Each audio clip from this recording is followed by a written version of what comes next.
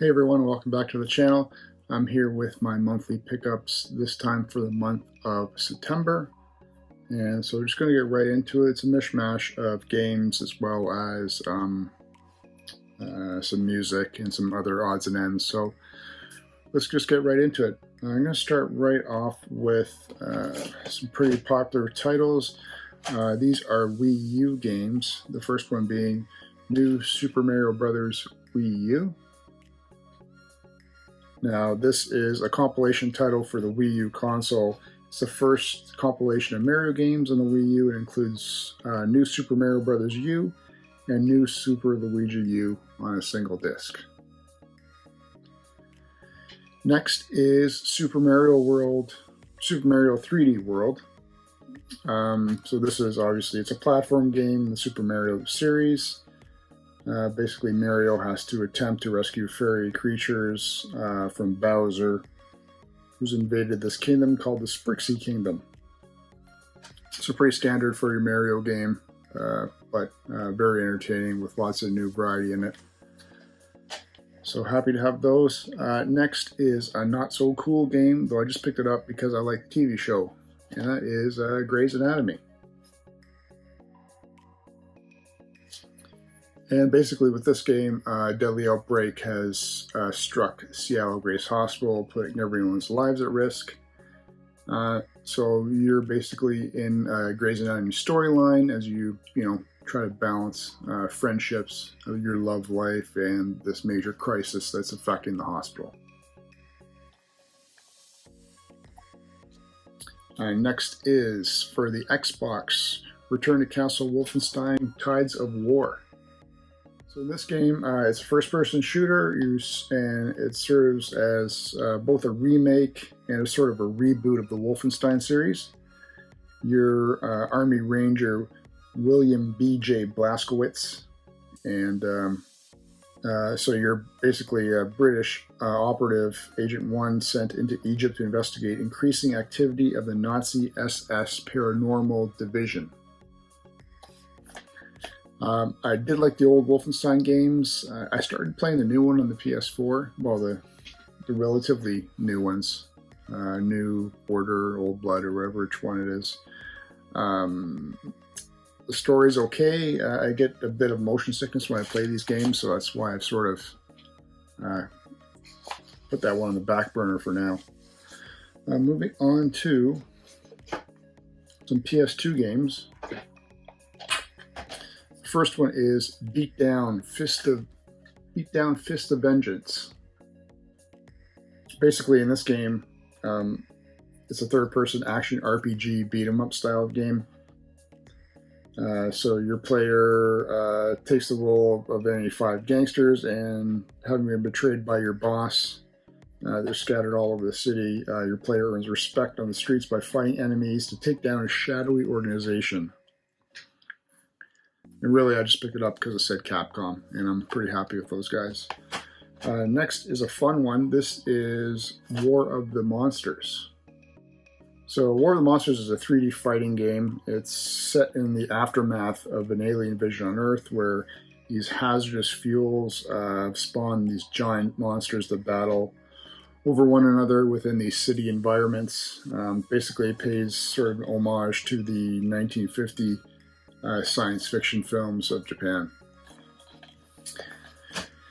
Another one's a series that I've yet to play, but I really want to sometime in the future. This is Suikoden Tactic. So Suikoden is a tactical role-playing game.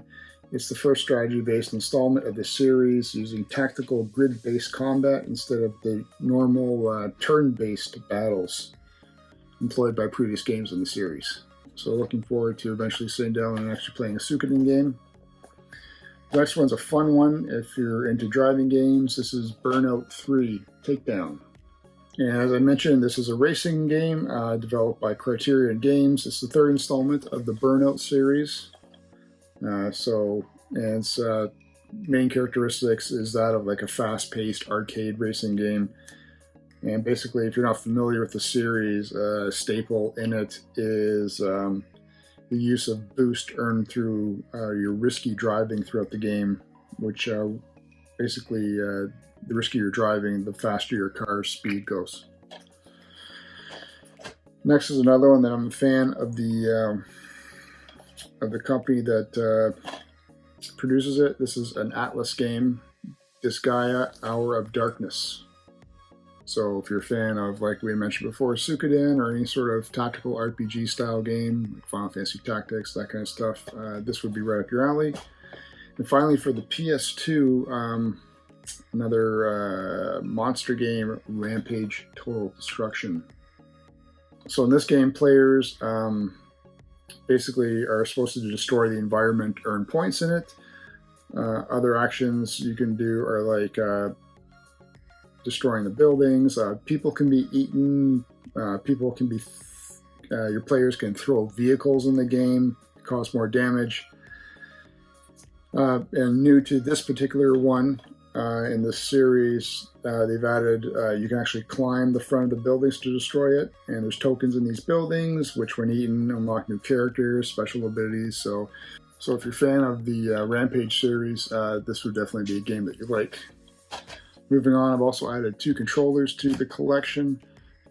First is a dark blue one for the PS3, and these are all DualShock 3 6-axis ones, as well as this Army camouflage version, which is really cool. Don't have one of these in my collection, and doesn't feel like it's even really been used. So I have to get that one going. I've added, on the portable side, a couple of games here. First one being Pokemon Heart Gold version. I think I have most of the Pokemon games for the DS. So if you guys are familiar with this one, how do you not know what it is? You're basically running around trying to catch Pokemon, training them, developing them into their next form. Thanks to James at RetroPixel, he gave me this one here, Dungeon Hunter Alliance, which I'm currently playing right now on my PS Vita. The best way I can describe it is, if you're familiar with Diablo, this is the same sort of style. You can be a wizard, fighter, or rogue, and again, you're leveling up the same way as Diablo, going through these different dungeons, or towns in this case, or forests. You're a king that's been brought back to life because your queen killed you and then got taken over by some evil spirit. So it's pretty good. It's originally a mobile game, which they converted into a PS Vita game. Got this in September from Limited Run Games. This was my Atari Flashback Classics. I did a review video on this one, so check it out. There is over 150 Atari games on here, from the 2600 to the 5200 and arcade classics.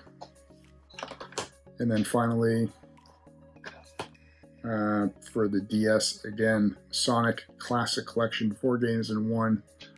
So this one's got, if you're a fan of Sonic, it's got the Hedgehog, Sonic 2, 3, and Sonic and Knuckles. I'm not a fan of Sonic. I can appreciate the games. I'm just not really into that sort of fast-paced style of gameplay.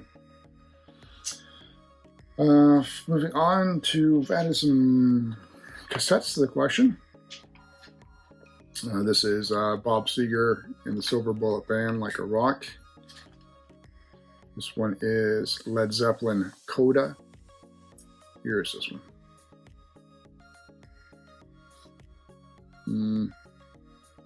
I can't make it out. Cheap Trick, Busted.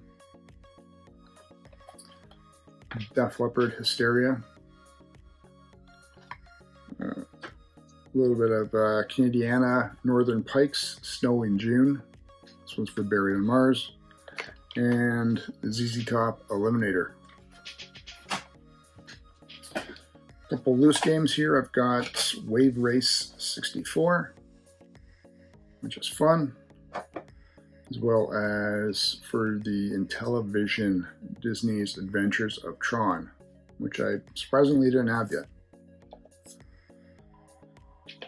A few more games and stuff here. This one is a rarity or oddity, I guess I should say. It's Welcome to PlayStation 3 and PlayStation Network. It's just a Blu-ray disc, I guess, as an intro to the PlayStation 3 when it came out. It's got some game trailers in there, playable demos, some stuff like that. I just hadn't come across that. Blast from the past. I picked up a US Robotics fax modem, similar to definitely one I had back in the day, though the one I had was a white one. It didn't say V92 on it, but it was still the same in terms of speed. This is a 56K fax modem, which would be super slow by standards nowadays, but yeah, just a bit of nostalgia to add to the collection. Picked up some manuals. This one is R Racing Evolution that I grabbed for the Wii, Metroid Prime Corruption. Another Wii Sports Resort.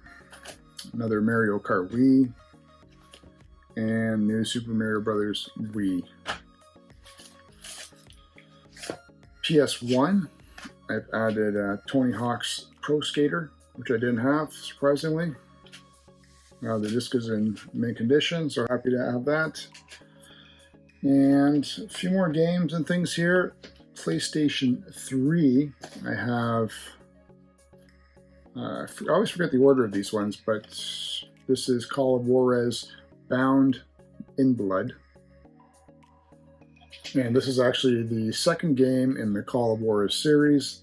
It's a first-person shooter game. So if you're a fan of Western-themed video games, this is definitely one that you would like. And then following that one is Call of Juarez, The Cartel.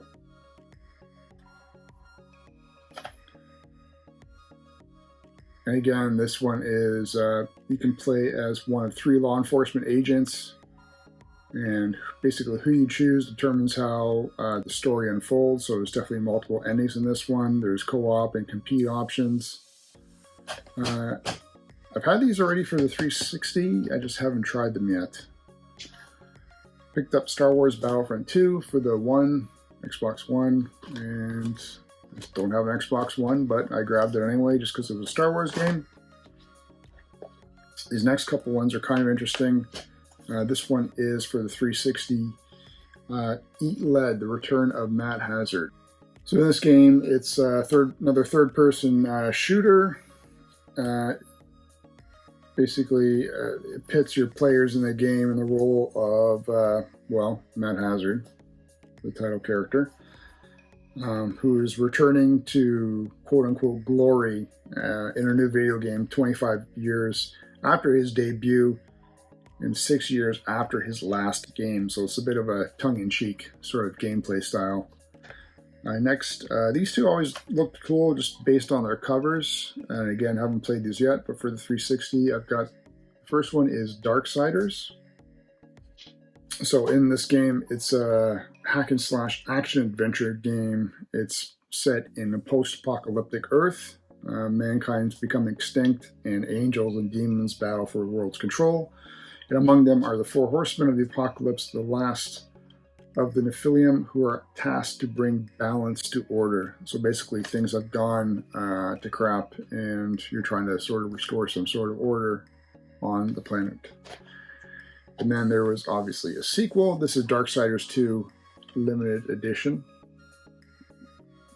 And in this one, players take control of Death, one of the 4 horsemen of the apocalypse. It's an action role-playing style of hack and slash game. So the combination of that, there's puzzle elements in here, requiring you to sort of make your way through doors, elevators, portals, and you're just trying to, again, restore order to the planet. And finally, 2 last things. These were kind of cool. Don't have something like these in my collection until now. This is called, I guess the best way to do this, Bruce Springsteen Tracks. So there's 4 CDs in here. again like that. There's a big pull-out book in the middle here with pictures and lyrics, and then the other CDs are there. You recognize some of the tracks on here, but I think it's more obscure stuff or less popular. There's a couple hits, obviously, like Born in the USA and whatnot, but a lot of songs I don't recognize the names, so that's why it's good to have this. Maybe listen to some unfamiliar music. And then finally, this is the 30th anniversary edition of Bruce Springsteen's Born to Run. There's 3 discs in here. One is him and the E Street Band playing at the Hammersmith Odeon in London, 1975. There's a DVD of making of Born to Run, and then a digitally remastered Born to Run CD. Well, the first one was concert footage. So it's got that. And then everything's in here, books and CDs and whatnot.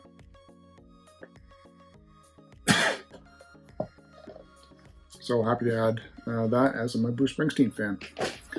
So that's pretty much it for the month of September, guys. Hope you enjoyed these pickups. Leave me a comment below telling me which ones you liked and what you didn't like, and if there's anything you could recommend that I should start playing first. As always, please remember to like and subscribe and share the channel. I appreciate everyone for tuning in, and we'll catch you again in another month with some pickups.